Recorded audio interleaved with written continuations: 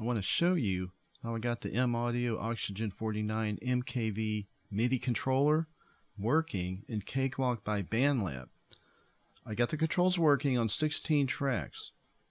I'm going to show you how the sliders, knobs, and buttons are working, and then I'll show you how I set it up.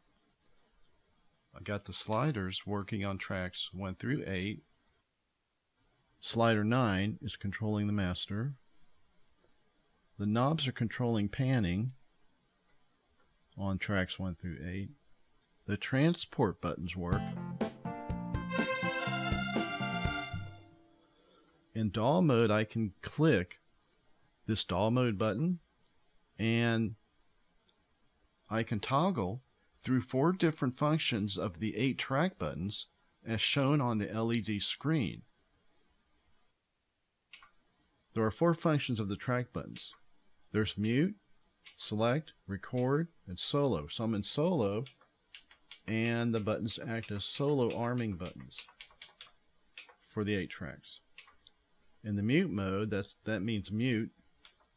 Now I can set a mute on a track if I want to use the buttons for this purpose. In record, that means record. They operate as record buttons.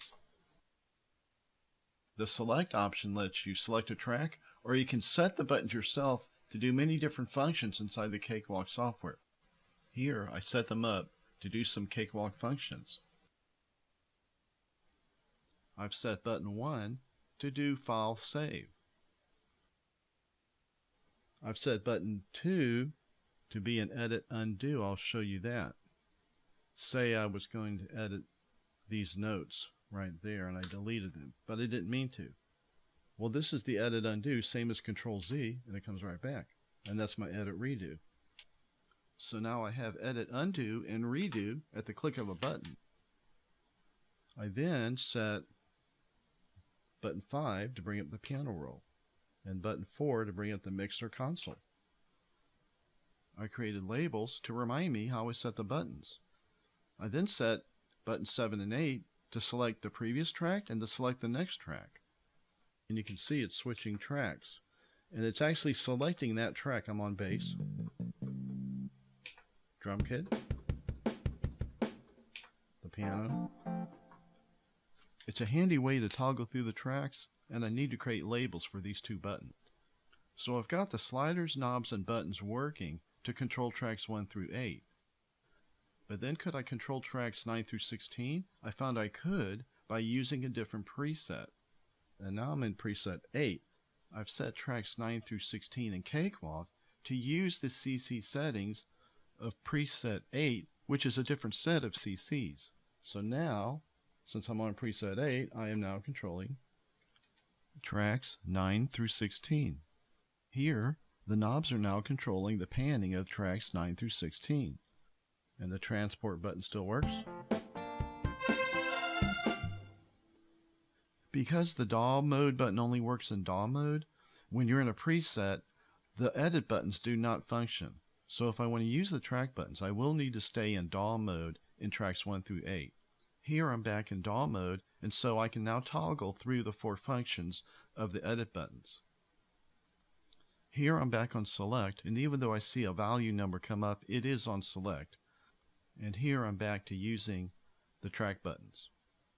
There's very little help online on how to set this up in Cakewalk, and it took me a while to figure this out.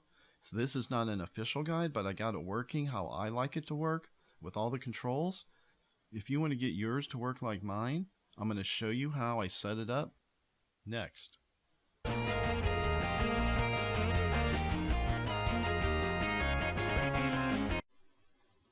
Okay, I'm going to show you how I set up this controller to work in Cakewalk by Bandlab. Here's what I'm using. I'm using Windows 7 on this computer. And what I found was that the M Audio preset software, well, it's not supported in Windows 7, so you cannot install it in Windows 7. But I found I don't need it anyway. I'm using Cakewalk by Bandlab, a rather current version, which supplies these 2 drivers, the ACT controller and the Mackie controller, and they need to be current. Older versions of Cakewalk, like Sonar, do come with those, but they do not have the Mackie control doesn't have the setting to disable handshake in an older version of this driver. So you need the current versions of these drivers. I'm using the M Audio Oxygen 49 MKV version MIDI controller, not the Pro version, but this may work with the Pro version and maybe other MIDI controllers. When I first turned on the M Audio, Windows 7 found it as a USB composite device. I looked in Device Manager and there it was as a controller. So it had already set that up. I didn't install anything. And again, I'm not using the preset software. I found that the preset software, when I tested it on Windows 8, you cannot save changes inside the controller. I couldn't find how to make it save preset changes. Instead, you have to run the software, load a preset, then send it to the keyboard RAM.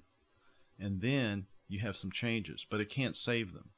So for now, I'm not going to use the preset software to make temporary changes to the controller. I got it working the way I like with the knobs and faders and buttons.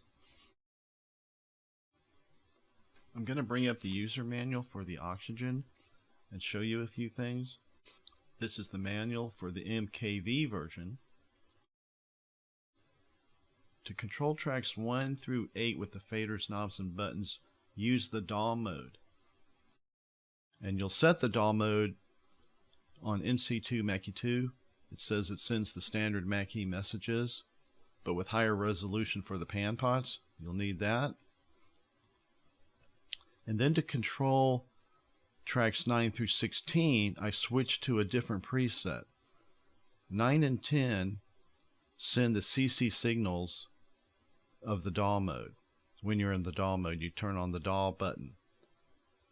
But I found that I needed a different set of CC signals to instruct tracks 9 through 16.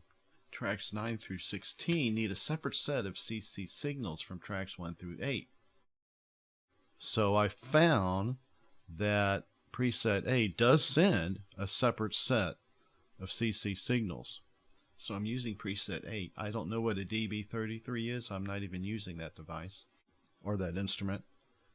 But I'm using preset 8 when I want to control tracks 9 through 16 with the faders and the knobs and the buttons. So that's how I got 16 tracks to work.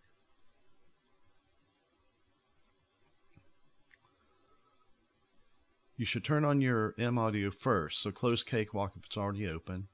I already did that. Now we're going to change the MKV to DAW mode with this button here. Now it's off. Now the DAW mode is on. And you want to be in NC2 while holding the DAW preset button, then press the left and right arrow buttons and you can toggle through the different settings and set it for NC2, which has the higher resolution. I found that the controller remembers the last preset you had changed it to when you turn it off and on. It remembers the last preset you had pulled up last time. And again, I'm not editing or creating custom presets inside the controller. I'm just setting Cakewalk to use the factory presets and the CCs they are factory preset for. And now I'm going to show you how I set up Cakewalk. Open up a project with some tracks or create a new one and add some tracks. And you're going to set all the tracks to Omni input. I have a project here with 16 tracks and instruments on the first 6 tracks. And here's the input, and these are all set on Omni. So I'm setting them all to Omni in, and on my computer I'm setting them to master audio out, and you may have something different for audio out.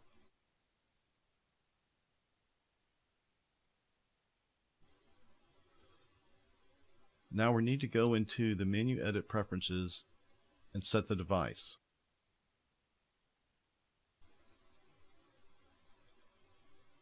And make sure Oxygen 49 and MIDI N2 are both checked, as you see here. At this point, click Apply. I'm going to close for the moment and test the keyboard which should now be working.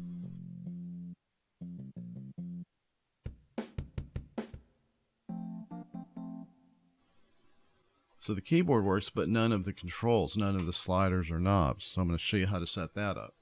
To do that, go to Edit, Preferences, Control Surfaces, and we're going to add 2 control surfaces. Hit this little plus, add the ACT MIDI controller for MIDI in 2, which are the signals from the controllers and not the keyboard. So add that, and also add the Mackie control, this one here, for the same thing, MIDI in 2.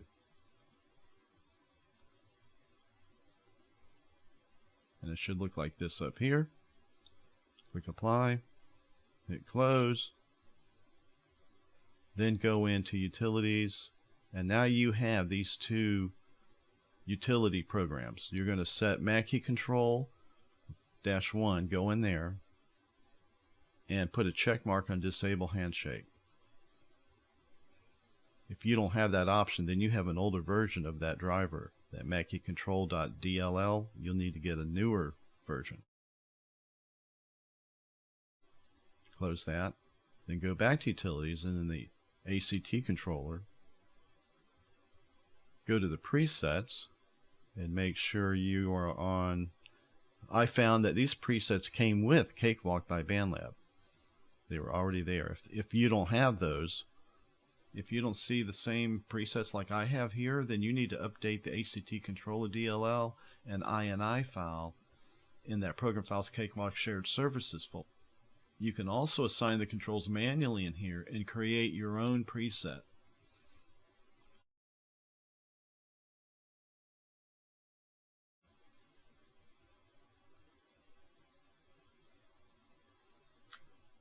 And now I'm in the DAW mode. Right here, I'm in NC2. Make sure that DAW light is on. And now the faders work. Number 9 is controlling the master. The knobs work to control panning. I set it for that. The transport buttons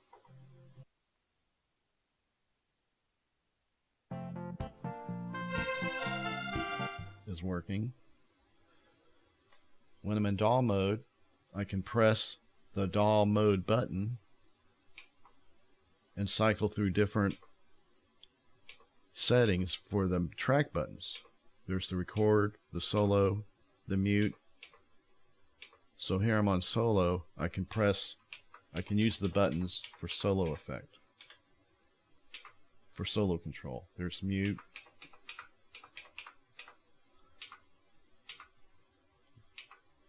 And the record right here. And that's user selectable. And you can set these buttons to control many different functions in the software.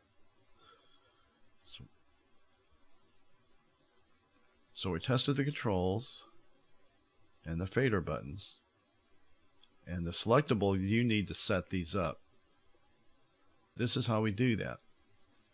We're going to go back into the utilities for that ACT MIDI controller and assign the buttons. So go into Options. Here's button 1. And I've already set it for File Save. And you have all these options in the Cakewalk software. Everything in the menu, and it looks like even a lot more functions inside the Cakewalk software. So that one's set for File Save. On B2, I set it for Edit Undo. B3, I set it for Edit Redo. On B4, I bring up the console view. And the piano roll view, let me check that. Piano roll comes up. Back to the mixer view. My File Save button. Edit, Undo, and Redo. I'll show you that again. If you were editing and you wanted to undo it, I can just press my undo button like that. Very, very handy.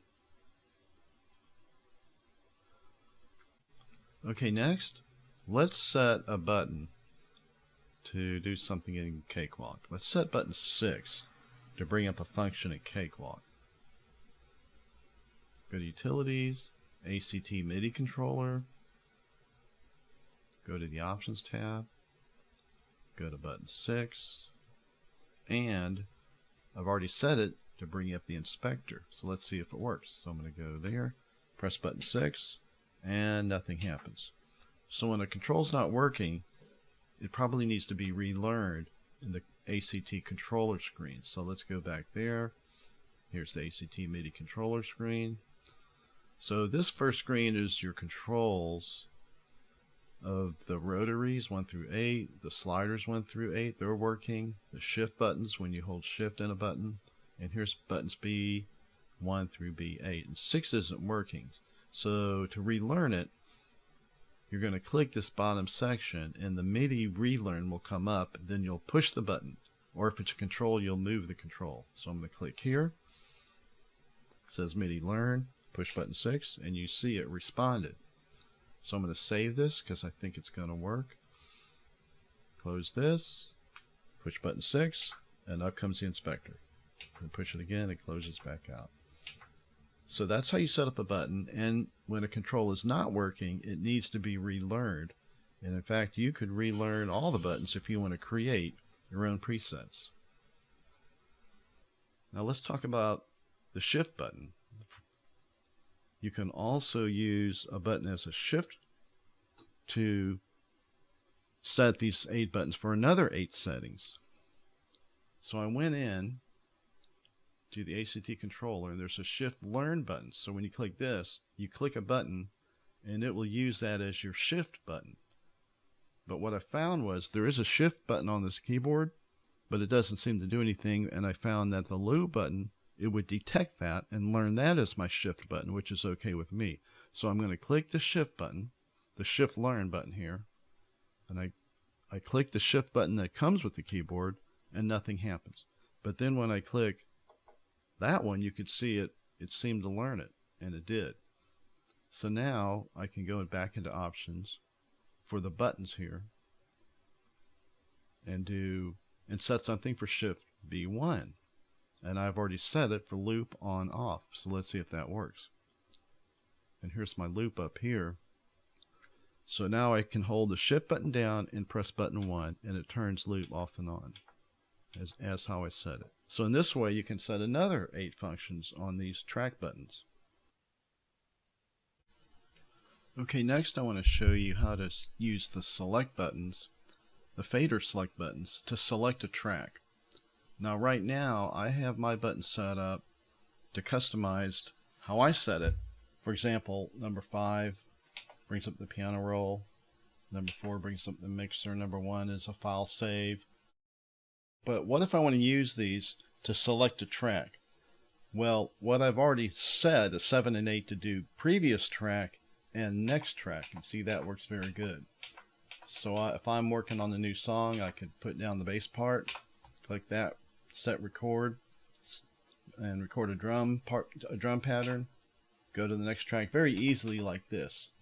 But if you want to set the button so it'll select the track of the button you click, for example 8 or 3, what you have to do is go into Utilities, go to the Mackie control, and you should have the option to select highlights track, and that's what that button will do. So we'll try that. Now when I click a button, it should select the track, and it did select track 5, but it also executed my custom function, and there's button number 4. So I don't want it to do that.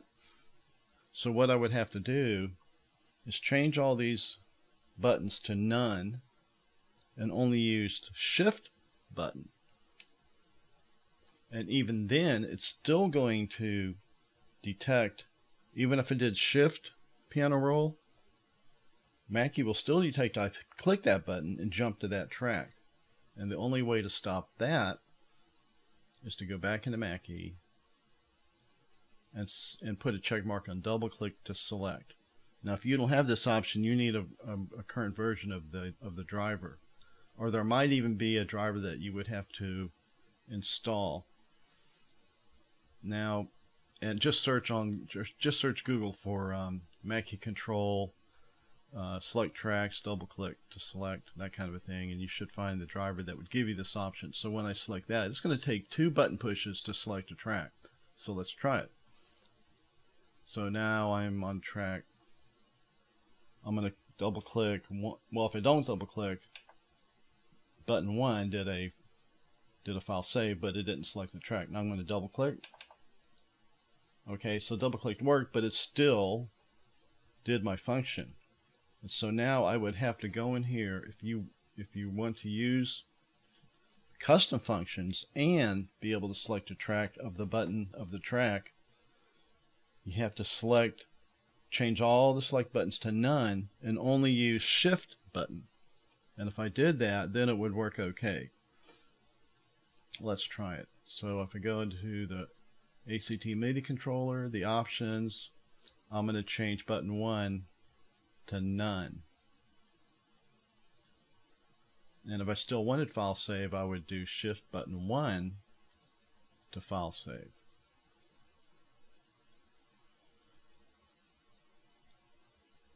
Right there.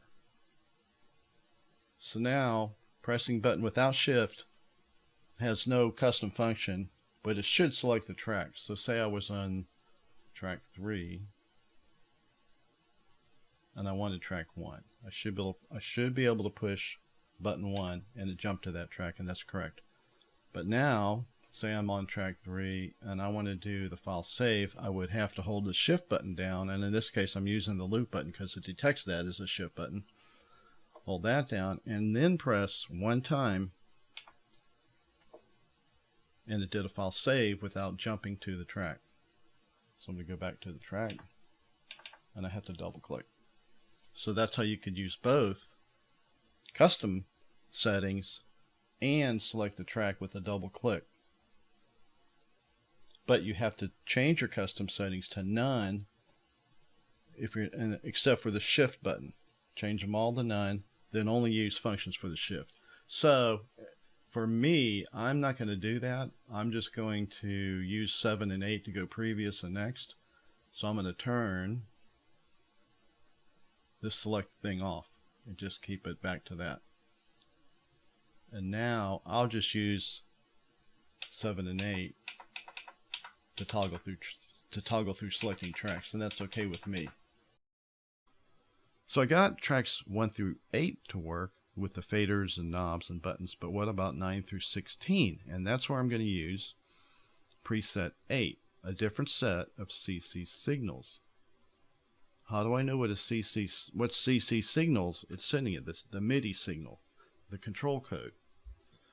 Well, the way you can tell, I'm in DAW mode. If you move a control, wait a second, and it tells you the CC.